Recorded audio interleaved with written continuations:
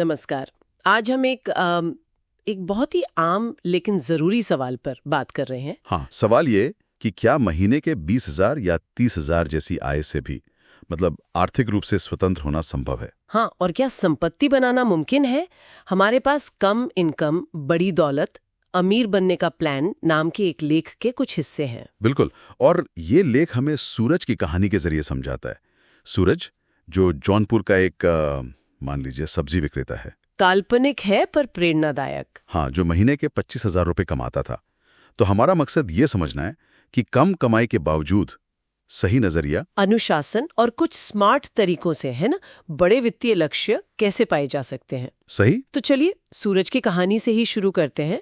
25,000 रुपए महीना, पत्नी, 2 बच्चे, सपना अपना पक्का घर और बच्चों की अच्छी पढ़ाई। हाँ, ज्यादातर लोगों की तरह महीने के आखिर में हाथ खाली। यहाँ तक तो कहानी बिल्कुल जानी पहचानी सी है। तो फिर बदलाव कैसे आया? कहाँ से शुरुआत हुई? बदलाव की चिंगारी उसके दोस्त विकास की सलाह से लगी। उसने कहा, देखो, पैसे की कमी असल समस्या नहीं है, पैसे का सही इस्तेमाल ना करना है। हाँ। ये बात सूरज के मन में बैठ गई। ये सोचने वाली बात है। हाँ। उसे एहसास हुआ कि भाई कम आय का मतलब हमेशा कम मौके नहीं होता। जरूरी था अनुशासन और ये मानना कि छोटी बचत वो भी बड़ा फर्क ला सकती है। ये सोच बदलना ही शायद सबसे मुश्किल होता है ना? बिल्कुल, ये पहला और सबसे अहम कदम है। लेख में भी अमीर बनने की मानसिकता के कुछ तत्व बताए हैं, जैसे जो है उसमें संतुष्ट रहना, भविष्य के लिए सोचना। हाँ, और सीखने की इच्छा रखना। सूरज ने YouTube से सीखना शुरू किया, जैसे अंकुर वारिकू वगैरह के वीडियोस से। अच्छा। और एक और बात, सोच समझकर छोटे जोखिम लेना। मतलब सारा पैसा बस बचा के नहीं रखना, थोड़ा निवेश का जोखिम भी उठाना। हाँ, ये मानसिक बदलाव जब तक ना आए तब तक शायद कोई रणनीति काम नहीं करती। ये मानना कि मैं कर सकता हूँ। सही कहा, ये पहला कदम है। तो ये सोच बदलने के बाद असल में जमीन पर क्या कदम उठाएं? लेख किन रणनीतियों की बात करता है? सबसे पहले खर्चों पर नियंत्रण।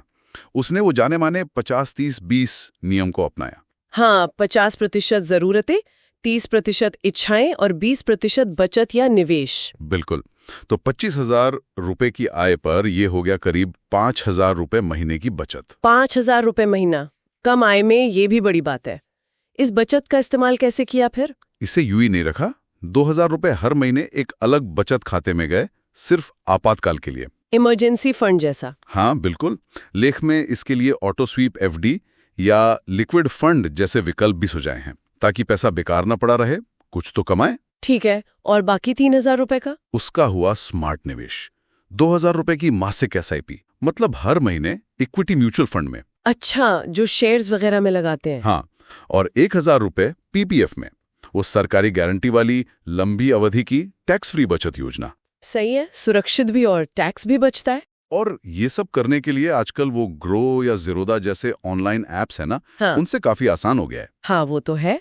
लेकिन एक मिनट, यहाँ एक दिलचस्प मोड़ आता है। सिर्फ बचत और निवेश ही नहीं, सूरज ने अपनी आय बढ़ाने के तरीके भी ढूंढे।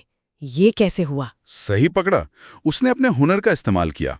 शाम को गणित का ट्यूशन पढ़ाना शुरू कर दिया। अरे वाह! उससे 5,000 रुपए महीना अतिरिक्त आने लगा। अच्छा। हाँ, और साथ ही वो मीशू जैसे ऑनलाइन रीसेलिंग प्लेटफॉर्म का इस्तेमाल करके सब्जियां ऑनलाइन बेचना शुरू किया। क्या बात है! मतलब अपने काम के साथ साथ ये भी। उससे और 3,000 रुपए की कमाई हुई।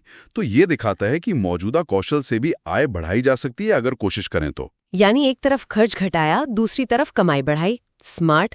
इसके साथ ही क्या उसने अपनी जानकारी बढ़ाने या टैक्स बचाने पर भी ध्यान दिया? हाँ, बिल्कुल। उसने लगातार सीखा। YouTube पर फिनोलॉजी जैसे चैनल्स देखे, लेट्स टॉक मनी जैसी किताबें हिंदी में पढ़ी। सीखना बंद नहीं किया। कि प्रीमियम पर 80D के तहत टैक्स बचता है। और एक बहुत जरूरी बात, दिखावे के खर्चों से दूरी बनाए, जो अक्सर कम आय वाले परिवारों पर एक सामाजिक दबाव डालता है ना। हाँ, ये तो बहुत होता है, दूसरों को देखकर खर्च करना। उसने अपने लक्ष्यों को प्राथमिकता दी। ये सब सुनने में तो काफी प्रभावशाली लग रहा है। इतनी मेहनत और अनुशासन का नतीजा क्या निकला? मान लीजिए 10 साल बाद। 10 साल बाद सूरज की कहानी काफी बदल चुकी थी। उसका निवेश पोर्टफोलियो बढ़कर करीब 30 लाख रुपए का हो गया था। 30 लाख? हाँ, साइड की कमाई भी बढ़कर 20,000 रुपए महीना हो गई थी। क्या बात है! उसने अपने घर के लिए डाउन पेमेंट जमा कर लिया था और बच्चों की उच्च शिक्षा के लिए भी एक अच्छा फंड बना लिया था। मतलब आर्थिक रूप से काफी सुरक्षित महसूस कर रहा होगा। बिल्कुल, और तनाव मुक्त। ये सबसे बड़ी उपलब्धि थी शायद। ये वाकई प्रेरणा देता है। तो सूरज की कहानी से हम सबके लिए, चाहे आय कुछ भी हो, क्या मुख्य व्यावहारिक कदम निकलते हैं संक्षेप में? देखिए, लेख कुछ मुख्य बातें बताता है। पहला, बजट बनाना जरूरी है, जैसे वो 50-30-20 नियम। दूसरा, जल्दी और नियमित निवेश शुरू करना, चाहे छोटी रकम से ही क्यों ना हो। हाँ बिल्कुल, SIP तो 500 रुपए से भी शुरू हो सकती है, और PPF जैसा सुरक्षित विकल्प तो है ही। तीसरा, आय बढ़ाने के अवसर तलाशना, कोई साइड हसल। चौथा, कम से कम 6 महीने के खर्च के बराबर इमरजेंसी फंड बनाना। पांचवा, जरूरी इंश्योरेंस लेना, टर्म और हेल्थ। और वो तुलना वाली बात। हाँ। छठा, दूसरों से अपनी आर्थिक स्थिति की तुलना बिल्कुल न करना। और सातवां, लगातार सीखते रहना। आजकल तो CA रचना रनाडे जैसे YouTube चैनल या रिच डैड पुअर डैड जैसी किताबों के हिंदी अनुवाद, बहुत सारे मुफ्त साधन हैं। ये तो बहुत ही ठोस सलाह है। मतलब साफ है कि कम आय के बावजूद अगर नजरिया सही हो, अनुशासन हो और लगातार छोटे छोटे कदम उठाए जाएं, तो वित्तीय सुरक्षा हासिल करना और संपत्ति बनाना मुमकिन है। बिल्कुल मुमकिन है।